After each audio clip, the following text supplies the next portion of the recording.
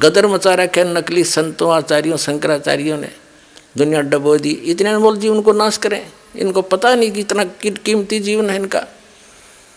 और इस सत साधना से इनको यहाँ भी सुख है और वहाँ जाएंगे जहाँ सदा सुखी, जा जाने के बाद फिर साधक कभी लौट कर नहीं आता। तो महर्षि दयानंद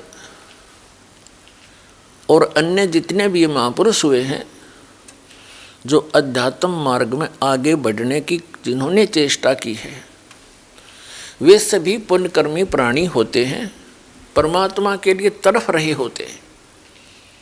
और उसी तरफ में ये महापुरुष इधर उधर जाते हैं, उनको मालूम होता है, धीरे धीरे ज्ञान होता है एक दूसरे से सुनकर कि परमात्मा की जानकारी तत्वदर्शी संत बताया करते हैं। तो संतों की खोज में सभी महापुरुष निकल पड़ते हैं। पुण्यात्माएं जितनी भी हैं वो भगवान की भक्ति बिना नहीं रह सकते, उसके लिए वो संतों के पास जाते हैं। उनका सौभाग्य और दुर्भाग्य साथ होता है, उनको जैसे संत मिलते हैं वो उनको परम संत मानकर आश्रित हो जाते हैं, उनके द्वारा प्राप्त ज्ञान पर वो दृढ़ होकर लग जाते हैं। उन्हीं में से एक ये महर्षि दयानंद पुण्यकर्मी प्राणी थे।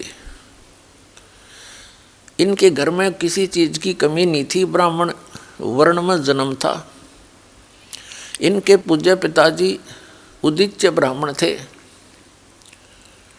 और यजुर्वेदी थे, यजुर्वेद का वो पाठ करते थे। और जमीन भी थी इनके कुछ, महर्षि दयानंद के पूज्य पिताजी सरकार से भी कुछ पद प्राप्त था उनको और कुछ सेना भी रखते थे। ऐसे संपन्न घर को त्याग जाना ये कोई छोटी बात नहीं। और किस लिए? परमात्मा के लिए। तो वो महापुरुष घर से निकल गया, भाग गया, घर छोड़ के भाग गया। उसने अपने जीवनी में लिखा है। तो निकला था भगवान पाने के लिए, आगे उनको वो तत्वहीन प्राणी संत मिल गए, ऋषि मिल गए, ब्राह्मण मिल गए, गुरु। महर्षि दयानंद जी ने 13 गुरु किए और अन्य से बहुतों से ज्ञान ग्रहण किया, लेकिन उनकी जीवनी में लिखा है वो 13 गुरु उन्होंने धारण किए और उनके चरणों में बैठ कर उन्होंने वेद ज्ञान, वैदिक ज्ञान प्राप्त किया। और उन अज्ञानियों से ग्रहण ज्ञान के आधार से स्वयं वक्ता बन गए। ये जिज्ञासु बन के निकले थे और उस तत्व ज्ञान के आधार से वो वक्ता बन गए, औरों को ज्ञान प्रचार करने लगे उस अड़ंगे का जो 13 ज्ञानियों से ग्रहण किया था। और उसका अपना अनुभव उन्होंने अपने जो जीवन काल में जो कुछ भी जाना समझा, वेदों को अपना अनुभव किया, वो सत्यार्थ प्रकाश नामक एक पुस्तक बना के समाज को प्रवेश कर दिया। महापुरुष चले जाते हैं, उनके बाद उनके ज्ञान का जो प्रतीक है, उन्हीं का जो साक्षी है, उनका अनुभव होता है। तो महर्षि दयानंद का जो अनुभव है वो उनके सत्यार्थ प्रकाश नामक पुस्तक में लिपिबद्ध है और वो टोटली वेद विरुद्ध है। तो ये महर्षि कौन से साइड में था? जब एक भी वेद से ज्ञान नहीं मिलता इसका, और वेदों को सत्य मानता है। और इनके चेले ने कहे रामपाल न संस्कृत न आती, और महर्षि दयानंद ने तो गुरुओं के चरणों में बैठ कर वैदिक ज्ञान प्राप्त किया था। अब जिन गुरुओं से उसने जैसा ज्ञान प्राप्त किया था वैदिक, अब इसके सत्यार्थ प्रकाश से और वेदों से तोल कर यह दास दिखा होगा। पुण्यात्माओं, जो व्यक्ति वेदों से परिचित नहीं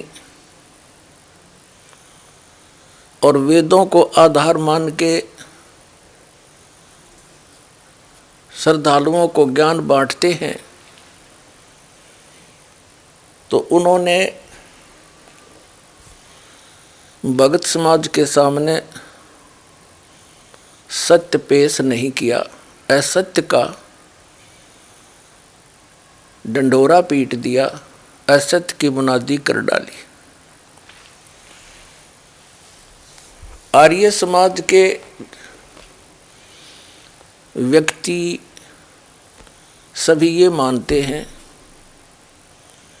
कि महर्षि दयानंद जी वेदों के पूर्ण विद्वान थे, और वो ये भी मानते हैं कि महर्षि दयानंद जी ने वेदों के आधार से सत्यार्थ प्रकाश नामक पुस्तक की रचना की है। और ये भी कहते हैं आर्य समाज और महर्षि दयानंद तथा वेद परमात्मा को निराकार मानते हैं। आर्य समाज और महर्षि दयानंद तो कुछ भी मानते रहो, पर वेदों का नाम लेकर भी क्यों झूठ बोलते हो तुम? वेदों को क्यों बदनाम करते हो? देखिएगा, वेद परमात्मा को साकार बताते हैं, नर आकार बताते हैं, सशरीर बताते हैं। उसका नाम कबीर देव है। कबीर, हम उसको कबीर साहब कहते हैं। महर्षि दयानंद जी और उनके अनुयायी नहीं मानते कि परमात्मा कहीं ऊपर किसी एक स्थान पर विराजमान है, जबकि वेदों में ढेर सारे प्रमाण हैं कि परमात्मा एक स्थान पर ऊपर के लोक में रहता है और वहाँ से गति करके चल के यहाँ आता है, अच्छी आत्माओं को मिलता है। अब आपके समक्ष इन्हीं आर्य समाज के प्रवर्तक महर्षि दयानंद सरस्वती जी द्वारा अनुवादित तथा उनके ही अनुयायी आचार्यों द्वारा अनुवादित वो वेद रूबरू करते हैं, जिनमें परमात्मा सशरीर नर आकार मनुष्य सदृश है, राजा के समान देखने में ऊपर के लोक में विराजमान है, वहाँ से गति करके यहाँ आता है और अच्छी आत्माओं को मिलता है। देखिएगा, ऋग्वेद ये 9 और 10 मंडल इकट्ठे ही अनुवादित हैं। हिंदी भाषा ये कौन है इन प्रकाशक और अनुवादक? सार्वदेशिक आर्य प्रतिनिधि सभा, महर्षि दयानंद भवन, रामलीला मैदान, नई दिल्ली। ये इनके फ़ोन और फैक्स नंबर हैं। आर्य भाषा भाष्य यानी अनुवाद करता, मुद्रक हैं Prince offset printers, 1510 Pataudi house, Daryaganj, नई दिल्ली। फ़ोन नंबर इतने उनके। इन्हीं का अनुवाद है। एक विशेष आश्चर्य की बात है पुण्यात्माओं, जो वेदों के जानकार कहलाते हैं और परमात्मा को निराकार बताते हैं,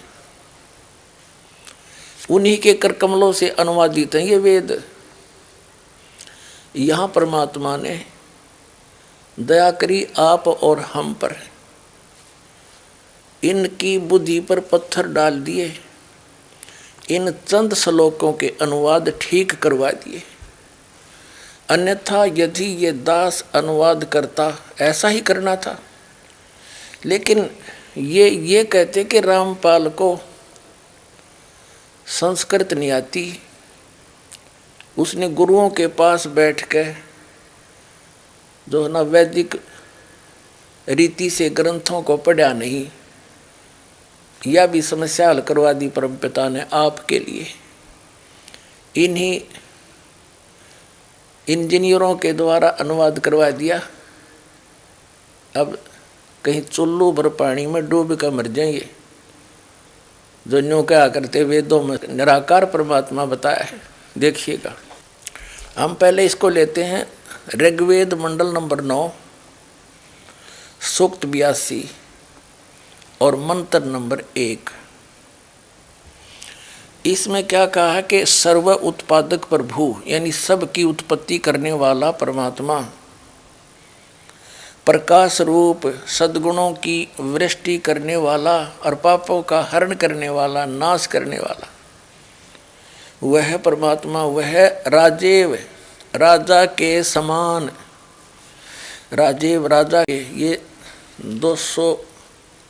69 पर 269 पर है, और आगे इसका शेष अनुवाद यहाँ पर है 270 पे। ऋग्वेद मंडल नंबर 9 सूक्त 82 का मंत्र 1 पढ़ रहे हैं। राजा के समान दर्शन यह है, नर आकार है, राजा के समान देखने योग्य है। वह पृथ्वी आदि लोक लोकांतरों के चारों ओर शब्दमान हो रहा है। वह वर्णीय पुरुष को यानी अच्छी आत्मा को, जो दृढ़ भक्त है, उसको पवित्र करता हुआ प्राप्त होता है। जिस प्रकार विद्युत आकाशीय बिजली स्नेह वाले स्थानों को आधार बनाकर प्राप्त होता है, उसी प्रकार उक्त गुणों वाले परमात्मा ने इन ब्रह्मांडों को उत्पन्न किया। अब इसमें क्या स्पष्ट हो गया कि परमात्मा सशरीर है और पापों का नाश करने वाला है, और वो दृढ़ भक्त को, अच्छी आत्मा को आकर मिलता है, वहाँ से चल कर आता है। राजा के समान देखने योग्य है। वो उद्देश्य क्या लेकर आते हैं देखिएगा।